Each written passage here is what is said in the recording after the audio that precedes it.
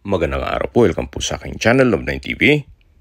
Patalasasan po, meron po ba kayong mga properties na napapabayaan or non-performing assets? Plan nyo ibenta, pero wala kayong oras sa pagbibenta nito. Kung ito'y pagkakatiwala nyo po sa amin, tawag lang po kayo sa aking numero. Usap po tayo, gawa ko po ng video for free.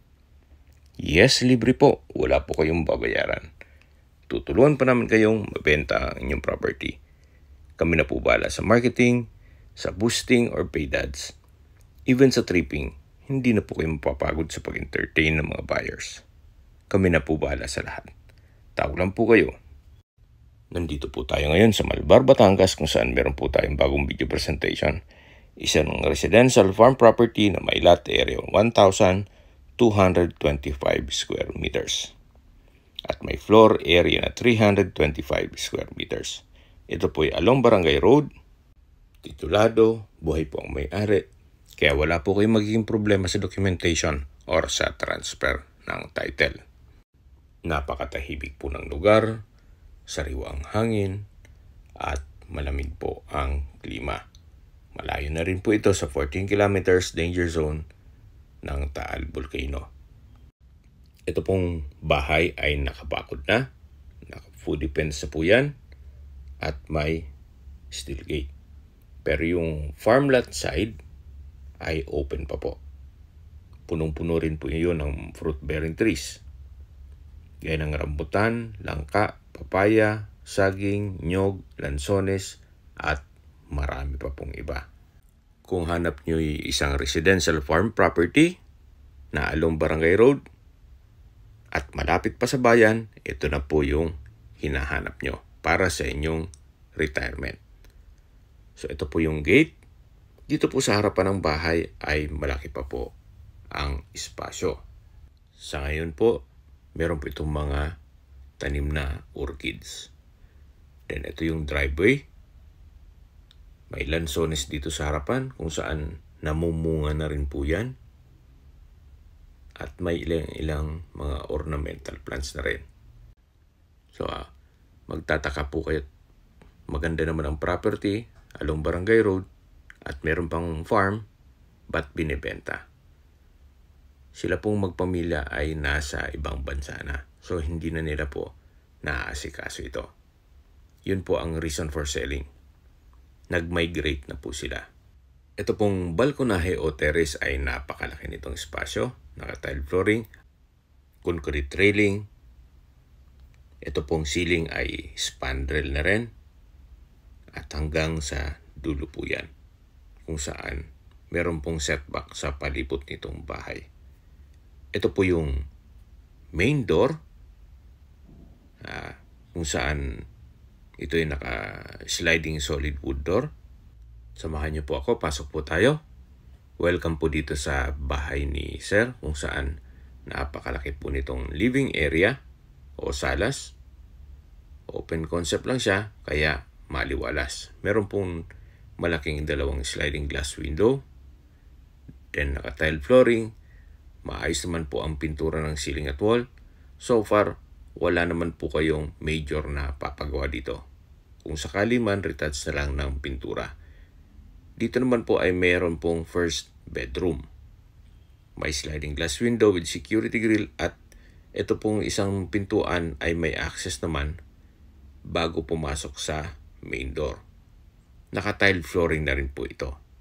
Kung meron man po kayong PWD or senior citizen sa pamilya, ito po yung para sa kanila.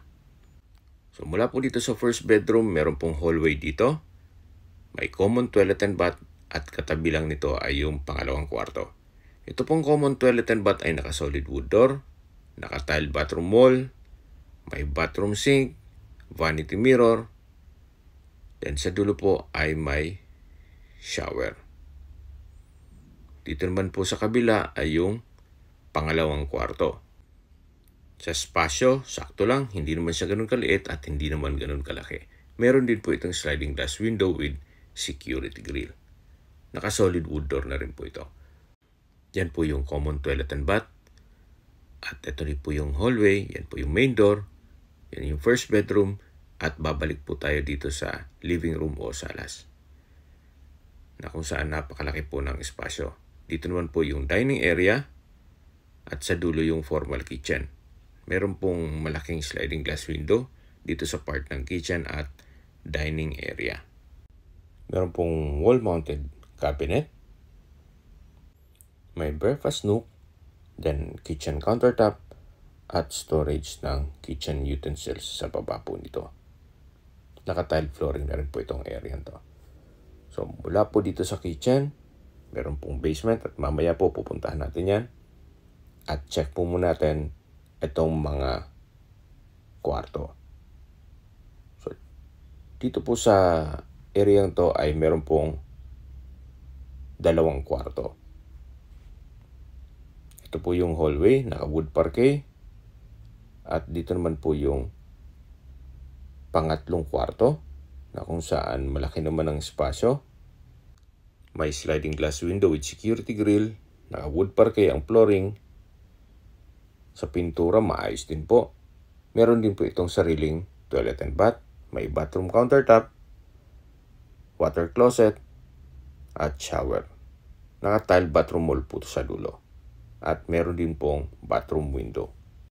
Dito po sa kabilang kwarto ay same size lang po. Hindi lang natin mapasok ito gawa ng may mga personal na gamit si owner.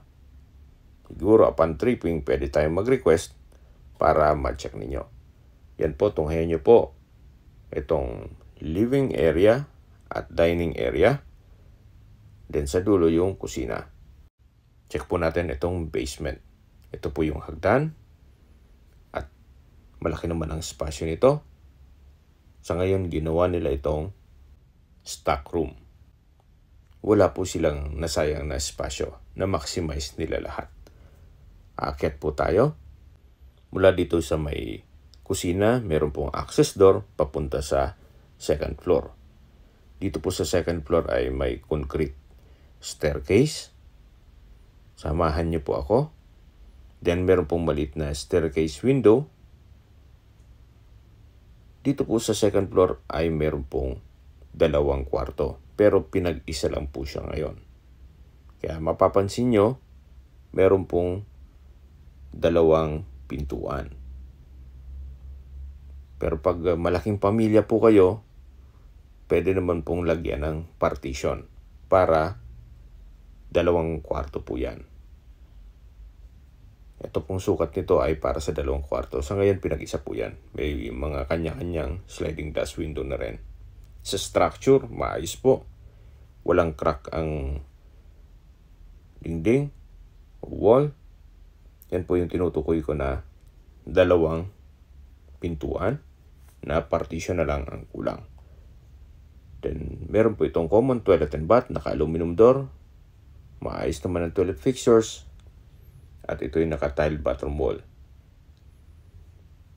Meron naman pong access door dito.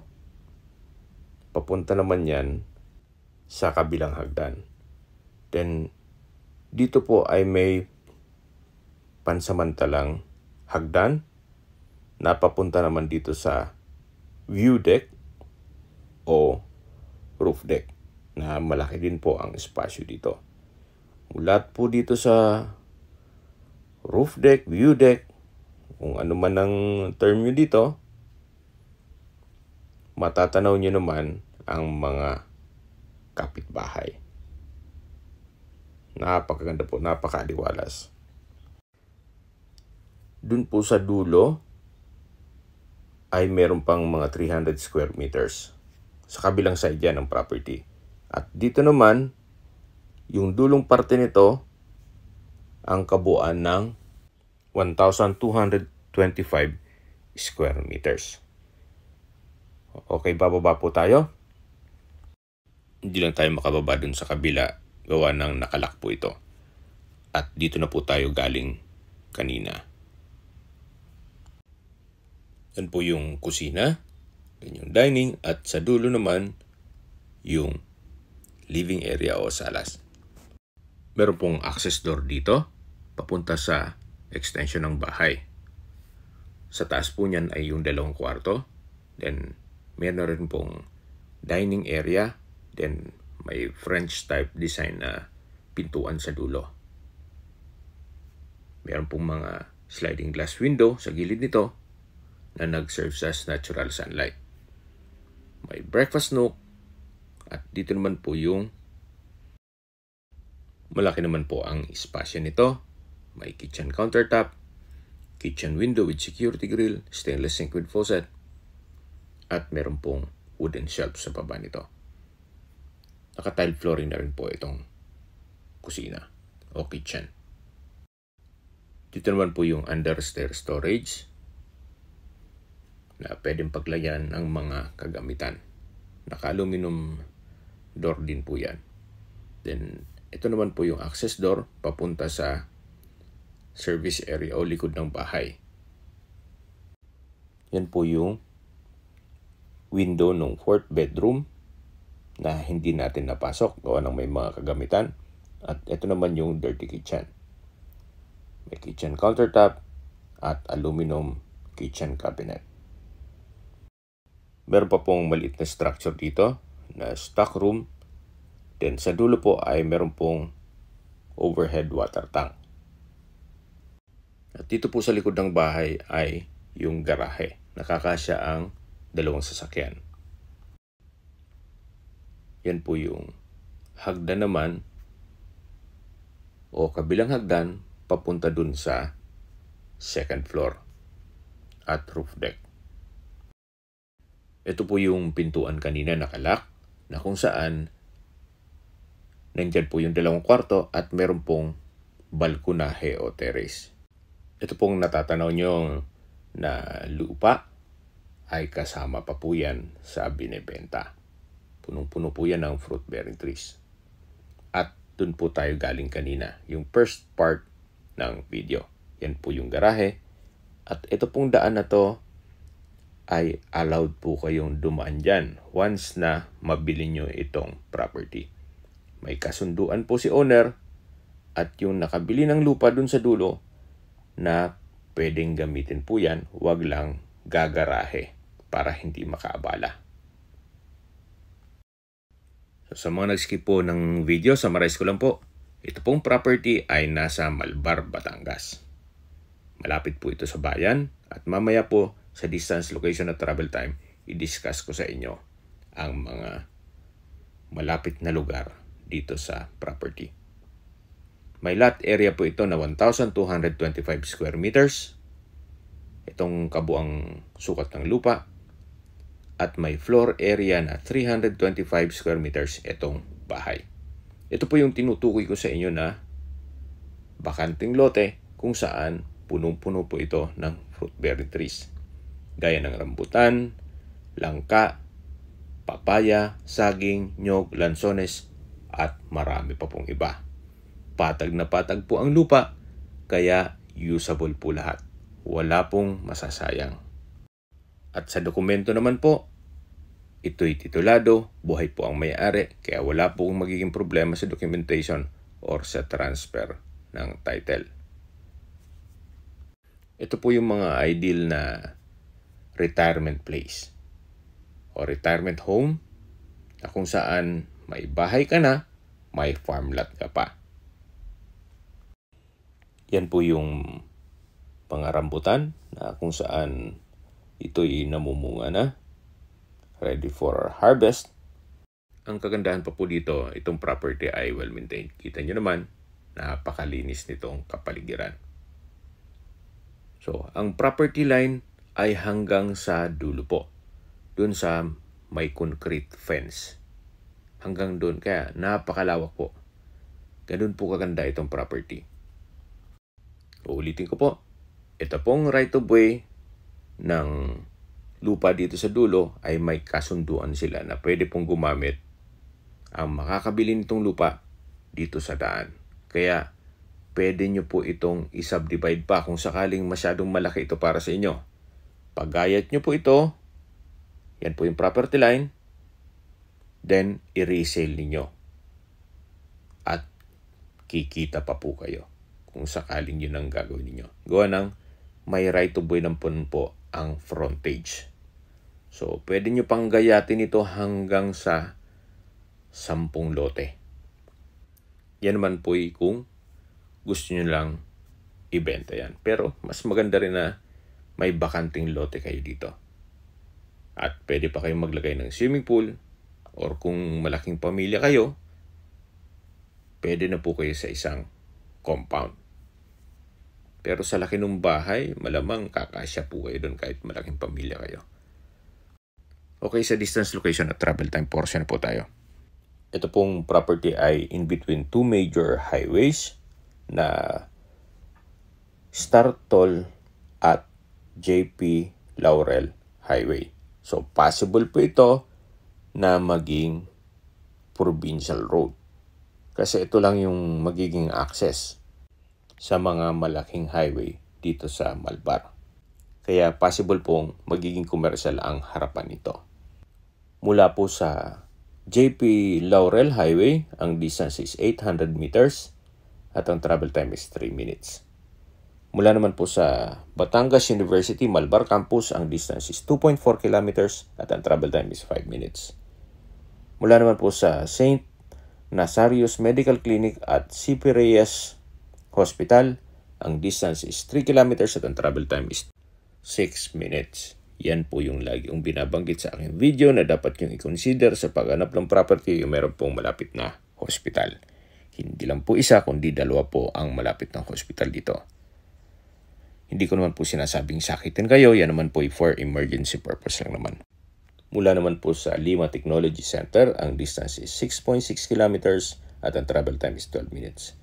Mula naman po sa SM Lipa, ang distance is 15 kilometers at ang travel time is 22 minutes. Kung manggagaling naman po sa Manila o sa airport, ang distance is 65 kilometers at ang travel time is 1 hour and 6 minutes.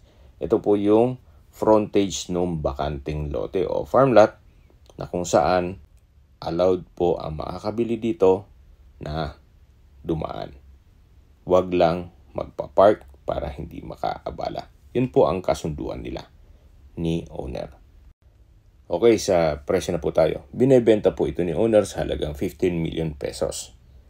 Kung may mga katanungan po kayo or gusto mo po set ng tripping dito sa property to, tawag lang po kayo sa aking numero. At sa mga kababayan naman natin nasa ibang bansa, meron po akong Telegram. Sa mga iPhone user man, may iMessage. Meron din pong Imo, Skype, Viber at WhatsApp. Same number lang po, 0917-316-3399. Yan po yung back view ng bahay. At sa taas po niyan yung view deck o roof deck. Then dito naman po yung main house. At pag diniretso na po yan, yan ang barangay road. Sa mga nagtatanong naman po ng aming Facebook, meron po kaming Facebook page na Nanob9 TV at Facebook Reels video. Makisuyo po, pakilike and follow na rin. Meron din po kami ibang YouTube channel na Nanob9 TV channel at HC Listings. Sana po naibigyan yung aming video presentation.